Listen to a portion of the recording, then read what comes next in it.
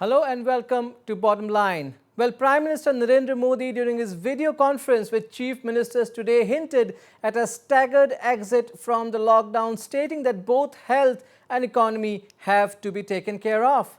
The Prime Minister, however, also hinted that lockdown will be in all likelihood extended in hotspots and red zones where norms have to be followed strictly. Back in the region, meanwhile, Meghalaya Chief Minister Conrad Sangma said he favoured the extension of lockdown, and so did the other states of the region. However, the Northeast leaders also sought more relaxations in green zones so as to provide the much needed respite to the economy. So what will be the way forward post May 3rd? Will partial relaxation help the economy, and at the same time, will the relaxation, if granted, have an adverse impact on the health front? To discuss this and much more, I'll be joined from Imphal by Dr. R.K. Ranjan, Lok Sabha MP from Inner Manipur constituency. From Guwahati, I'll be joined by Abhinav Borbora, political thinker. From Shillong, I'll be joined by Dr. Prasanjit Biswas from NEHU, Professor, NEHU University. In a short while from now, we'll also connect over the phone with former Meghalaya Minister Ampareen Lingdaw. So, if I can come to Dr. R.K. Ranjan first. Welcome to Bottom Line, Dr. Ranjan. As we got to know today, Manipur is planning to allow a regulated entry of the hundreds of students and youths from the state who are stranded across the country. What are the plans that the state government is putting in place? Yeah, thank you very much, Navarunji. See, state government, particularly chief minister, along with his cabinet minister and the MLAs, they have discussed about the bring back of our stunted students and the patient who already been outside the state. This is because of the immense pressure given by those stunted the people of the state, outside the state. So our people, our chief minister, along with his cabinet, they have decided, and perhaps they discussed seriously to bring back them. And for them, all the responsible MLAs of that particular assembly constituency to make certain kind of quarantine centers using the community halls. But here in this case, I would like to suggest to our government, as well as particularly to the chief minister, is that all the quarantine centers should be systematic, and also it should be professionally run by the doctors with all the prescribed norms of the World Health Organization and Indian Medical Council. It has to be observed properly. But in this case, I would like to suggest those schools, buildings having the residential schools like Narvodaya and others, or for the female, the stunted peoples, it is better to accommodate to the renowned hotels in the states of Manipur. Say, for example, Hotel Grandi or Excellency or Shanghai, there are some good hotels. They have to be accommodated with all the facilities for sanitation and also the proper infrastructure. This is the process. This is the process considered by the government of Manipur at the moment. Is the state government, is the Manipur government, however, not thinking of setting up quarantine centers, especially at the entry points, maybe somewhere like what Assam has did, as students, for instance, only yesterday, in fact. Actually, today, our chief minister is planning to have a quarantine center at entry points. Say, for example, in Mao, in Senapati district, there is a Narvodaya school is there, and all the hostels are there, facilities are there. So perhaps our chief minister is targeting particularly to that area. All right. All right, we'll get more into this in course of the discussion. Abhinav Borbora, the Prime Minister today clearly hinted that a staggered exit may be on the cards. As he mentioned that health and economy have to go hand in hand, but at the same time he also stressed that well, the lockdown has perhaps saved hundreds of lives in the last 1.5 months.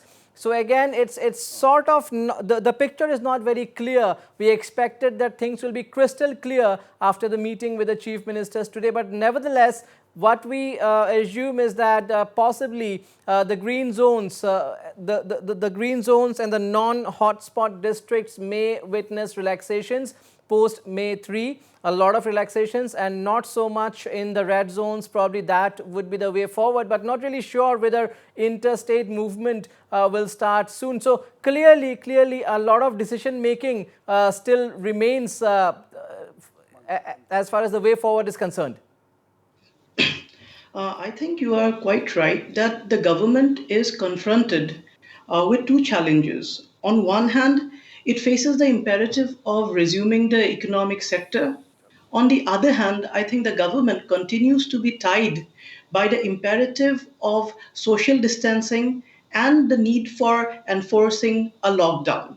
Now, whether the government is planning a staggered relaxation of the lockdown or it wants to continue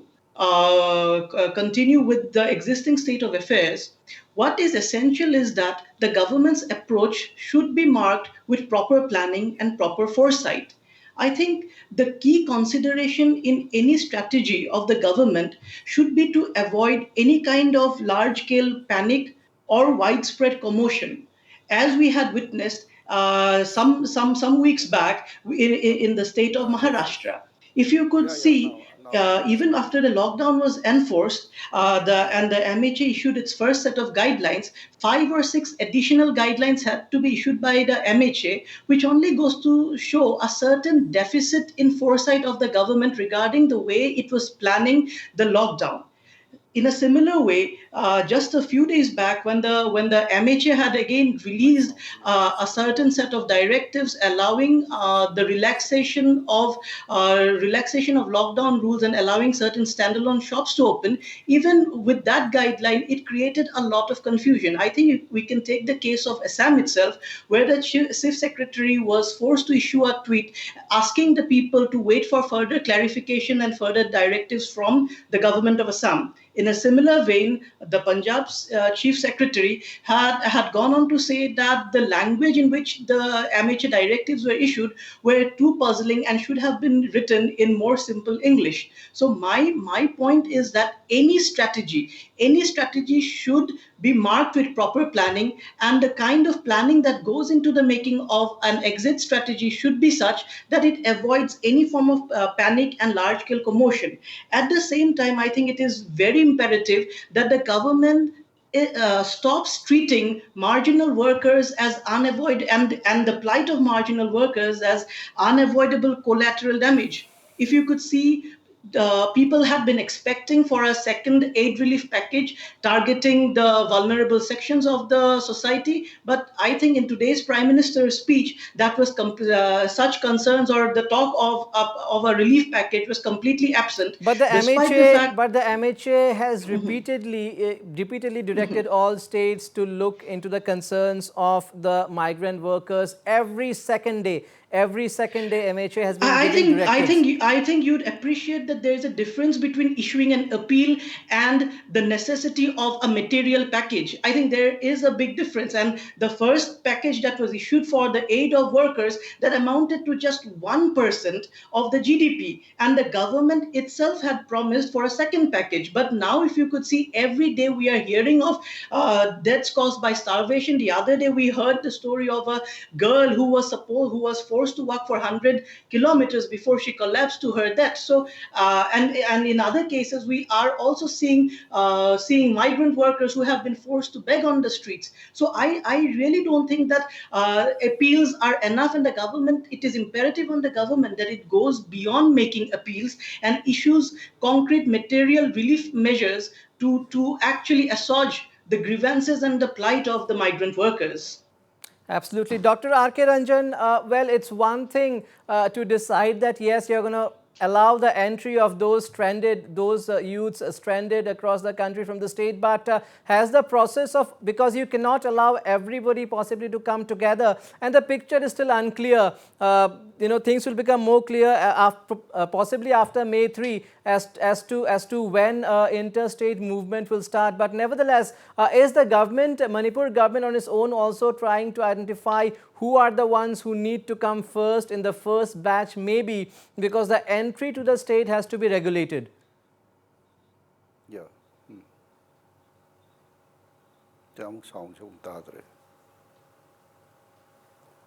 Well, I think we need to fix the audio there. If I can go to Prasanjit Biswas. Dr. Biswas, as per Meghalaya Chief Minister Conrad Sangma, all northeast states have favoured extension of lockdown. But going by what the Prime Minister has hinted, a staggered exit seems to be more likely post May 3rd, isn't it? Yes. It should be a kind of a consideration about reviving the economy. And outside the hotspots, the economy must run. And there should be a greater amount of economic activities in terms of creating, or rather recreating, the market linkages, especially in agriculture, in industries, and also in service sector. The market linkages are broken because of lockdown. That is one very important kind of problem that arose due to lockdown. Now, as economists understand that there should be a trade-off between economy and health. And trade-off would precisely mean that the health issues and the health problems have to be taken up at that level at which economy is not completely dwindled. Rather, a level has to be found out where the most vulnerable health-wise and the most vulnerable economics-wise can meet at the same level. And this is a kind of adjustment that has to be done in terms of arranging for more monetary inducement and also for reorganizing the sectors of production by bringing laborers and by mobilizing factors of production and thereby striking a good balance between the required level of economic production, the supply chain, the market linkage, and the health precaution that is needed, especially at the hotspot areas. Outside the hotspot, it should be a little more liberal. So this is how a proper, calculated, measured response need to be worked out in order to ensure that life and livelihood this is also very unlikely? What you just said, this is also very unlikely because that will involve a lot of movement, and governments in the northeast will be very reluctant to do anything like this at this moment.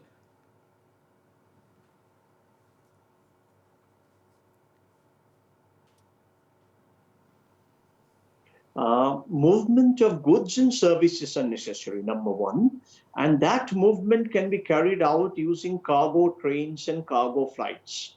So therefore, it won't require much of a human involvement and transmission of human beings from one place to another. And also transaction and transport between one district to another, of course under medical supervision, need to be carried out so that districts which are at the remote parts are also served. Therefore, there must have to be a certain level of activity without endangering the medical safety. The logic of lockdown is that some people will stay home and stay safe if and only if some other people are able to serve them by maintaining certain aspects of economy. So if that logic has to be worked out, it has to be worked out in tandem between the government, the civil society, and also the workforce which participates in such a situation of running the economy. As far as online business is concerned, that of course is one good option. But even for online business, you require a certain kind of movement of humans and materials across districts and also cargo movement across states. Because you have to connect the supply chain at the point of origin. If you cannot connect it, just because there is some risk involved in it. You have to calculate the risk and also at the same time connect to the supply chain. And this is where the question of managing the situation arises. A lot of pros and cons. If I can go back to Dr. R.K. Ranjan. Dr. R.K. Ranjan, it is one thing to decide that you will allow entry of those students and youths who are stranded across the nation, but also is the government identifying, as in terms of which lot will they allow entry first? Because it is not possible to allow everyone to come at the same time for practical reasons. We cannot put everyone into quarantine possibly at the same time, so it has to be regulated. Has that process began? Are you in touch with, say, your respective Manipur Bhavans in the other states, if they are helping out in identifying who needs to come first? Yeah. Well, the proper listing is carry on, and perhaps the categorization is already the start, and so that in priority those what are the groups to be coming back and to be received back, that will be done by the government of Manipur. Absolutely. And roundabout, how many students, how many youths from the state, according to your figures, will possibly come in once the lockdown ends? Yesterday's discussion with the Chief Minister and his cabinet colleague, they assess about 30,000 students is stunted in different cities of the country. That's a big number. Probably in Karnataka, about 30,000. So out of which, at the first phase, we may try about 1,000 or 2,000 like this. But again, Dr. R.K. Ranjan, we have to understand Assam has been preparing for a long time now. Even before the first case was reported in the region, Assam had a quarantine facility, 700 bedded quarantine facility in place in the heart of Guwahati. Manipur is now looking to possibly allow entry of over 25,000 people. When will the preparations begin? It's still in the planning part, but the preparation will also need some time, because it's in massive scale. And more than that, also what is required is awareness, because you cannot put everybody in the quarantine facilities. Probably you'll have 1,000 to 1,500 to maximum 2,000 beds quarantine facilities. The rest have to be in home quarantine. So that's where the awareness comes into play. Yeah. Actually, no, that quarantine facility, it should be in the proper, as I have stated earlier.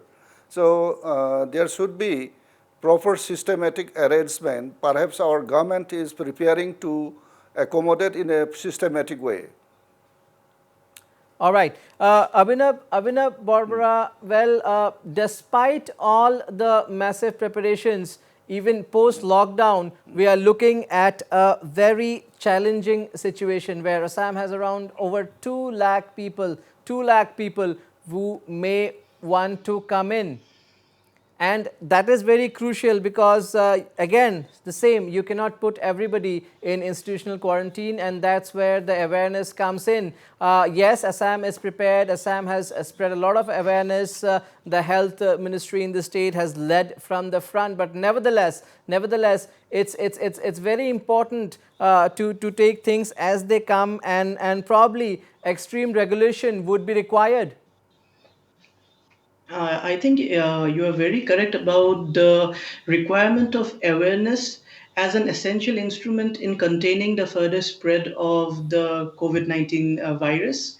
I'm reminded of a certain news item that I came across during the day, where a certain individual in Madhya Pradesh was apprehended by the cops because of driving a Ferrari in total violation of the lockdown. I would like to believe that that the youth certainly was an educated person, and if such an educated youth violates the lockdown restrictions in such a rampant manner, I think it only goes to point out the lack of responsibility amongst many of our citizens, which is also contributing to the burden of the government. Therefore, I think what we'll have to do is that we'll have to probably rope in social media influencers and other private players, and as well as the government has already been doing a lot to build awareness amongst the people regarding the need to protect ourselves from the disease at an individual level. And today, if you could also see when the chief ministers were in discussion with the prime minister, the discussion was about a staggered lockdown, a staggered relaxation. And although many of the state leaders had asked for a relaxation, had recommended for a relaxation of lockdown rules, but all of the chief ministers were unanimous in their desire that inter-district movement should be still kept on hold, and only intra-district movement should be allowed. And I think this goes to show that even the people at the administrative level, they are also aware of the problem, and they would also like to facilitate the inroad of the inflow of the people over a more spread out period of time, rather than having a lot of people comes abruptly and only add to the problems which are already facing at hand. So that is how I look at it. All right. Prasanjit Viswas, Dr. Prasanjit Viswas, is it practically possible for non-COVID districts and green zones to lead the recovery as far as economic activities are concerned? Can the government seriously work towards that end, and is it even practical? Yes, the green zone fortunately covers a large area where mining is happening. And mining, as you know, contributes to some 15 to 17% of India's GDP. Now, whatever is mined need to be transported. Let's say coal needs to be transported to power sector and to certain other industrial furnaces, which cannot run without coal. Now, if these industries can be connected to the source of the coal by using transport mechanism, the industries can also function by hiring required labor force. So therefore, it is possible to develop a supply chain, keeping aside certain hotspots. Now, if we look at the spread of the hotspots within urban localities are of one kind, and there is not much of a hotspot in the remote localities. Now, these remote districts are also known for their agricultural contribution. The backyards and the remote districts where agriculture happens, the agricultural supply chain can also begin from there, and it can bring production commodities to the town, which can be supplied to the town dwellers and also the containment zones in various cities. Apart from that, services like port services, which can carry heavy cargo internationally and also nationally, also can be routed in a certain way, especially spare parts, machinery, medicine, chemicals, fertilizers, and certain other required things need to be put in action through the port systems that we have, especially marine port and also some of the land ports that could be made use of. Therefore, there should be a strategic connecting effort or strategic connectivity between various sectors of economy without disturbing the safety measures that are at place at the hotspots. So therefore, the non-hotspot areas can really contribute a lot, provided we are able to mobilize the resources and the possibilities of economic activity which are underlying there. And this has to be really mopped up, and this has to be encouraged so that rest of the economy can also be revived post lockdown once the COVID Absolutely, curve comes down. sounds good, but may not be that easy. We'll have to take a very short break here. Stay tuned.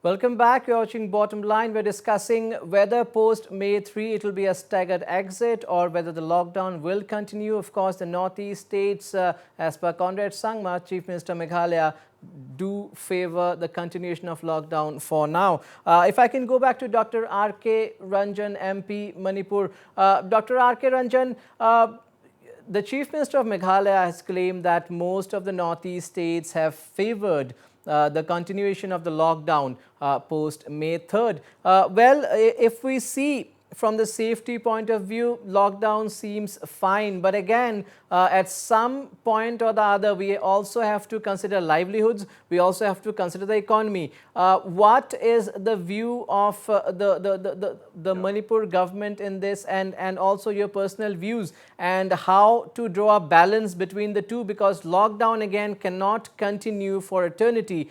This crisis will, in all certainty, take some time to subsist. It may take a few months, it may go up to the whole year. So what would be the policy? Because at some point of time we have to land at a balance.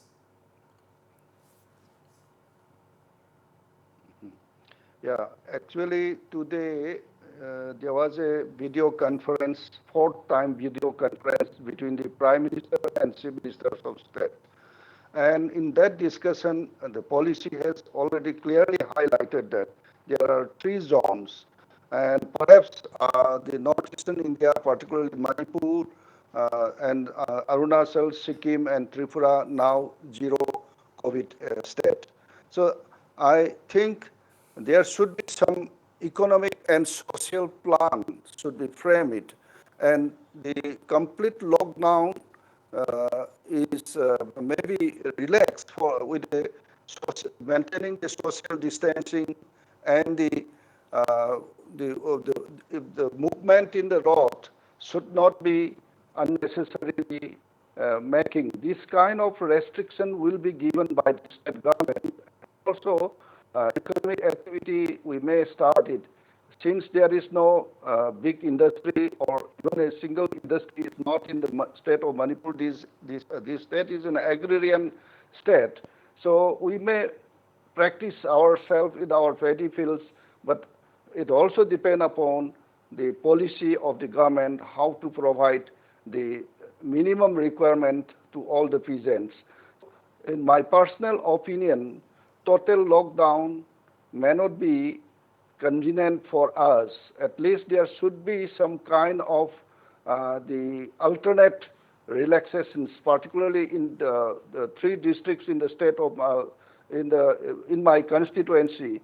In all the three districts, we may have alternate the lockdown, and also try to move a restricted movement should be there. And even it is opening the market, even then the social restriction as suggested by our Honorable Prime Minister, 2 meters distance should always maintain. And further, the compulsory face coverage or masks should be used, and frequent hand wash should be restricted. And these are the things to be observed strictly, and also we prefer to have some kind of relaxation. All right, we will try to fix the line there. Of course, the audio is there. Abhinav, Barbara, well, maybe extending the lockdown beyond the 3rd of May may not be an option. Also, at the same time, taking the livelihood factor into account. But it is certain that it will be a staggered exit, maybe little bit of relaxations, but technically the government, the center would not want to call it the extension of the lockdown, right? They wouldn't want to term it as the extension of the lockdown because well, patience is also running out at the same time, something that we also have to realize.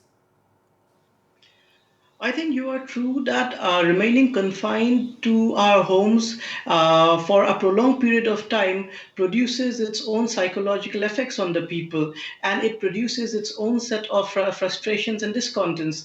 The other day, we came across news reports of people in Paris who had gone out of their homes in violation of the lockdown and started dancing on the street.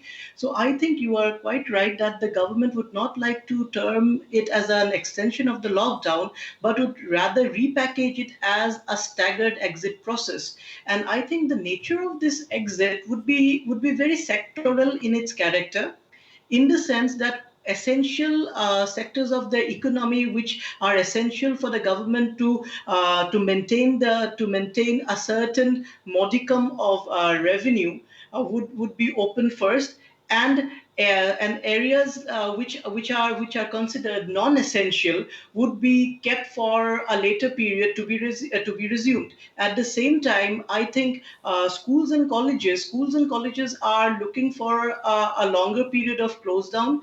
The other day, the UGC had already advised the government that the new session could be started from September onwards, and even the Assam government had suggested that because generally schools go for a 30-day or a 40-day summer vacation, that is why it is still within it is still possible for the government to ask the schools to remain shut for some more period of time. At the same time, I think non-essential entertainment venues like malls and cinemas, as well as sports facilities and sports events, they would obviously they would be closed for a longer time. And I think it is in such a way that the government would like to implement the kind of relaxation that it is contemplating right now at this moment.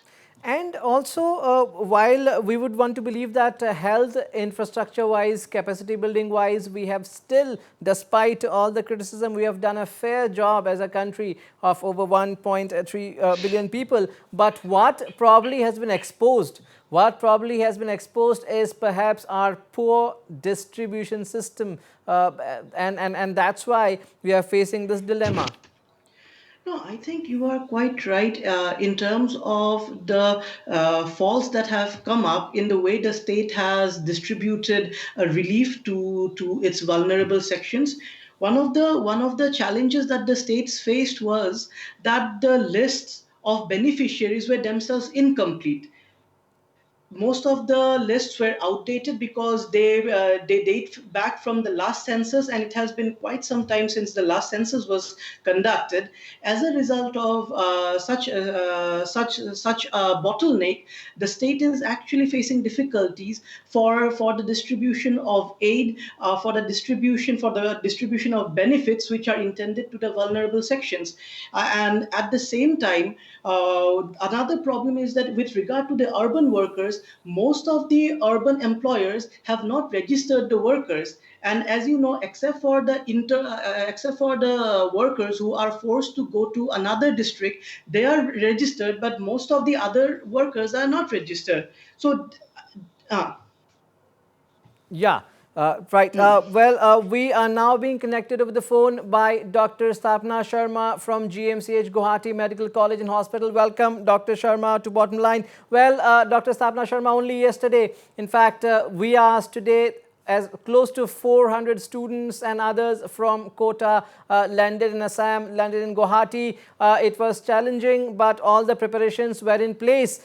So probably things were smooth, but don't you think post-lockdown, how are the health authorities preparing for that big inflow post-lockdown when thousands would want to come in? Yes, it was quite challenging, in fact, to have all the 356 students from Kota and also their guardians. They have come, but they have reached safe. But it is well planned in the sense that they are going to be quarantined, and the swab examinations shall be done, and only after that the health authorities are going to decide till what time they'll be locked and they'll be quarantined. So that was, in fact, these are our kids, and they had to come back to their own place.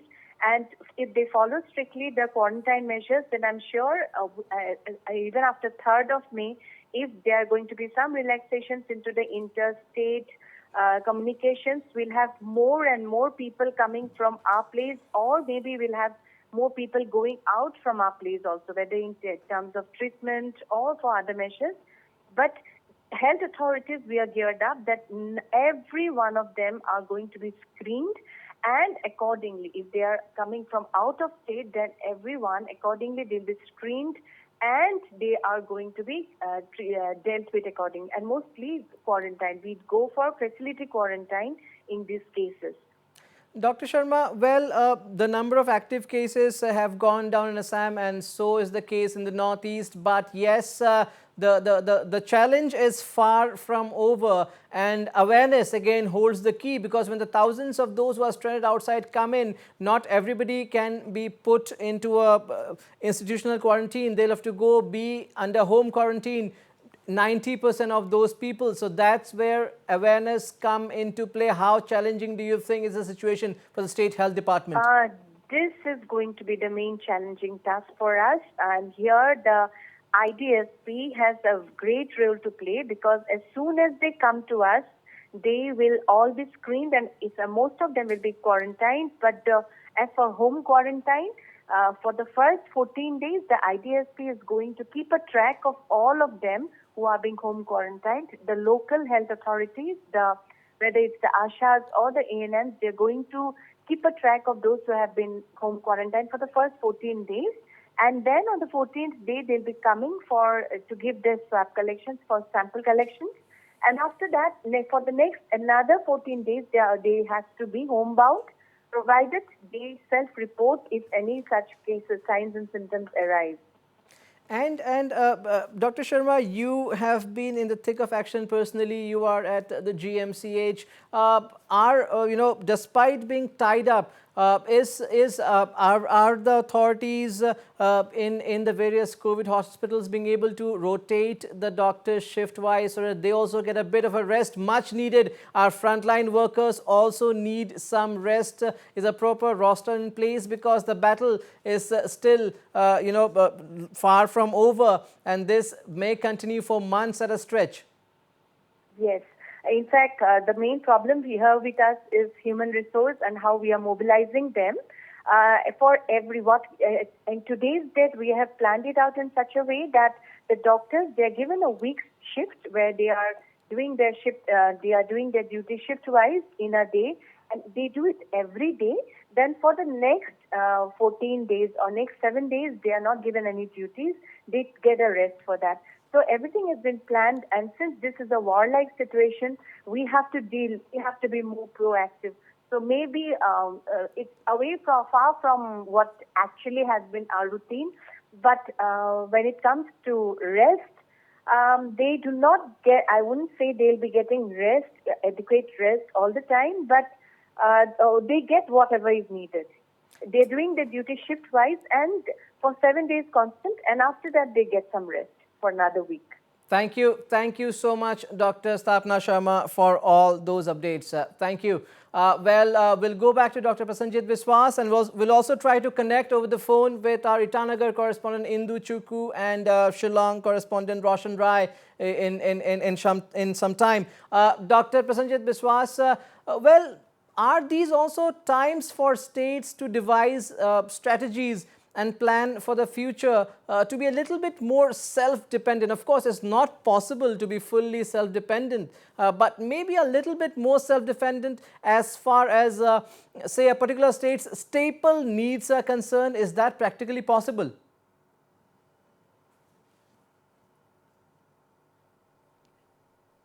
Because India has a national market and markets are interconnected. I give you an example of rice market. For example, rice is produced in Assam, in Manipur, but large part of rice that is consumed in Assam and Manipur need to be brought from Punjab, Maharashtra, or even from Kerala. So the question of self-sufficiency will require a different kind of sectoral focus. Can we focus on agriculture in a manner that every state becomes self-sufficient in producing the major crop, which is the staple crop in a certain area? Similarly, in case of fishing and animal husbandry, there is a lot of possibility of self-sufficiency, but these possibilities have to be explored and they have to be augmented in a better way. So there are areas where self-sufficiency is possible, but at the same time, the linkages in the economy, and when we talk about the retail and the wholesale supply chain, it is the supply chain that will determine to what extent an economy can become self-sufficient. And the character of supply chain at this moment is national, global, or international as well. Therefore, supply chain dependence and self-sufficiency of an economy in terms of a kind of an insulation actually do not work together much. But it is possible in a limited way to develop certain areas of self-sufficiency so that the daily necessities, the daily bread can be earned. But at the same time, there are needs like textile, machinery, and so much of interdependence on information technology and things like that, which require linkages and renewed linkages, Absolutely. recycling of linkages, Absolutely. replenishment of the already existing linkages, which are part of the supply chain and market linkages. And that aspect of economy at this moment is certainly something exogenous. An exogenous part of the economy actually makes you dependent on the outside supply. And this is something irreversible in a larger capitalist Absolutely. economy and Absolutely. also in a welfare state Yes. like India. Yes. Before I come to you again, Avna Borbora, we are being joined over the phone by our Itanagar correspondent, Indu Chukku. Indu, just digressing a bit from the coronavirus crisis, what is happening is that parts of the northeast, especially Assam, hundreds of pigs have died and samples have been sent to Bhopal for tests. A similar thing has happened in Arunachal. From Arunachal Pradesh too, samples have been sent to Bhopal for tests. It was reported, pig deaths have been reported from Arunachal in Feb, March. Why this late reaction, and by when can we expect the results of the samples sent, Indu? Very critical. Yes, Navarun, just some days back on Saturday, the samples has been tested, and this is not the first case that has been reported, but only after the reports that lots of about 200 pigs have been dying in Assam. So steps has been taken, and when we contacted with the officer concerned, then he informed that because of the lockdown they cannot send the samples. But very interestingly, in the state, the reports of pigs dying were since January this year. But only some days back they have sent the samples, and 2 days, it's already been 2 days. So like maybe by tomorrow the samples are going to come back from Bhopal via Guwahati to Itanagar. And Indu, like Assam has banned the sale of pork in the affected districts. Any similar move taken in Arunachal Pradesh too? Yes, the ban of selling of pork meat has already been banned from March itself, when the reports have come that pigs were dying in the riverside in Naharlagan and the twin capital. So district administration here in the capital complex has banned, but yes, despite the banning officially, we can receive some reports, especially in the remote far-flung area, and other breeders and farmers selling pork meat despite of the ban. Absolutely. Thank you so much, Indu Chukku, for all those details. Well, we are being joined back by Dr. R.K. Ranjan from Imphal. Dr. R.K. Ranjan, what we have been witnessing across the northeast, across the region, is that farm produce is getting wasted because they are not being, the farmers are not able to find markets for their produce. Possibly the immediate challenge and the solution is if as governments, as authorities, as district administrations, we can find ways and means to at least get this fresh produced, locally produced, items, vegetables to the market. A lot of our problems will be solved. Now we are saying the economic problems that we are talking about, especially in the rural areas, if we can ensure that the farm produce finds the market within the state, probably a lot of the problems will be solved. But how to go about it? Our governments seem clueless about it. And across the country, not just the northeast. Yeah. No, actually, the danger of virus is not over. Absolutely. And constant vigilance need the issues, as stated by the Prime Minister. So sometimes we feel that the war of coronavirus may be taken as a what you call is a great opportunity. We may transform into opportunity to make more transformation in the agriculture as well as more application of technology. And so in this case, About the vegetable, we have certain places in the state of Manipur, particularly the valley of Manipur and in the hills district, we have seasonal crops are there. But how to transport? But that has to be systematically arranged, and so that we may have enough vegetable from inside the state itself. But in the meantime, as stated one of our friends, about the rice, the quantity of rice production in Manipur is deficient, and that's why we totally depend on the FCI, the food supply. So that kind of food supply should be, the flow should be in a manner that has to reach the needy persons. So the government is planning to provide necessary facilities and technology to improve our cultivation system, whatever arable land is available in the state of Manipur, and that is planning by the agriculture minister. Even today itself, he announced to have certain kind of the food bank in a particular district. So if it is success, then we may have a replica to other districts also.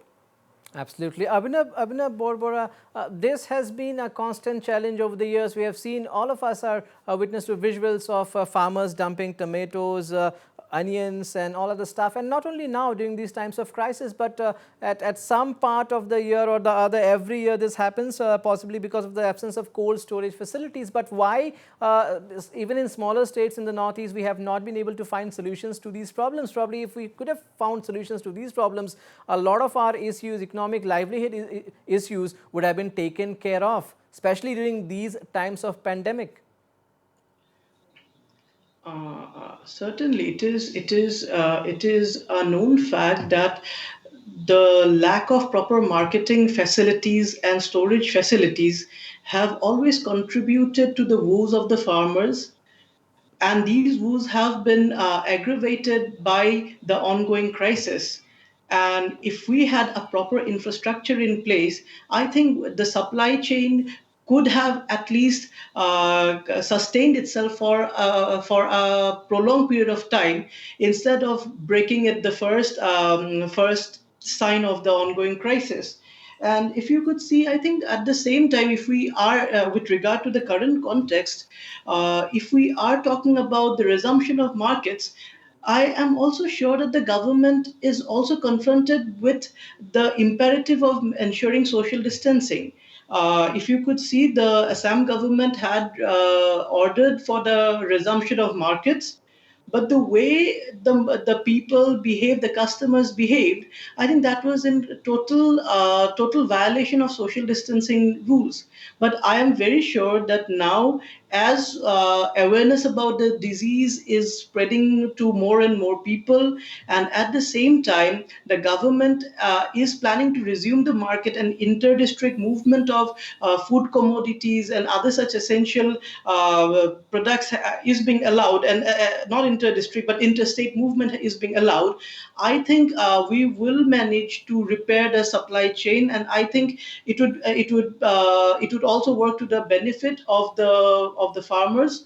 And I think it would contribute to their economic well-being in such a time of crisis. Absolutely, absolutely. We've also are being joined over the phone by our Meghalaya Bureau Chief Roshan Rai. Roshan, the Meghalaya Chief Minister has favoured the extension of lockdown, but we also hear that the state is also looking for relaxations, especially in the green zones. East Khasi Hills, for one, is not in the green zone. It has been in the red zone since all the cases, most of the cases, all 12, 11 cases have been detected there. But also there are certain relaxations in place. For instance, the hardware shops will be open for 2 days. And is the government now mulling more such, since the primary contact tracing is over, is the government mulling more such relaxations despite East Khasi Hills being in the red zone, Roshan?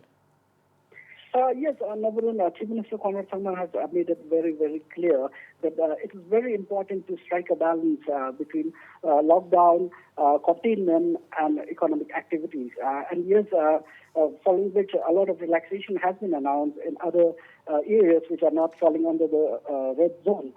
Yes, today he had a video conferencing with Prime Minister Narendra Modi, and when he came out, while talking to policemen, he said that the government really needs to redefine the lockdown, as in there are various zones, green zone, so that the green zone, red zone, so orange zone, so that the respective state governments would get a clear picture as to how to move forward from here. And definitely, he said he himself, he is for the extension of the lockdown, but yes, keeping in mind that relaxation should be there so that economic livelihood is not affected. Thank you so much, Roshan Rai, for those updates. Dr. R.K. Ranjan, my last question to you. When will we see the quarantine centers meant to facilitate the entry of stranded youths from outside be ready? When will we see the first quarantine centers in the state be ready? Is there a target in mind? Probably 2 weeks, 3 weeks, 15 days, anything? At the moment, our government is trying hard, and most probably within 2-3 weeks, at least at 2 points, the quarantine center may be ready. Perhaps one will be in the Senapati district in Mao, linking with the Nagaland, and another one is in Jiribam, linking with the Silchar. And at these 2 points, most probably the government is ready to have a proper quarantine center using some of the existing the building facilities. All right, thank you so much, Dr. R.K. Ranjan, for joining us. Avinav Borbora, last word. Can we see some major relaxations apart from the 5 districts? Can we see some major relaxations in Assam post May 3rd? Will that be the way forward now that the number of active cases have gone down drastically? I think the relaxations that we can expect would be in the economic sector and with regard to essential sectors which are considered to be essential from the economic point of view as well as from the administrative point of view.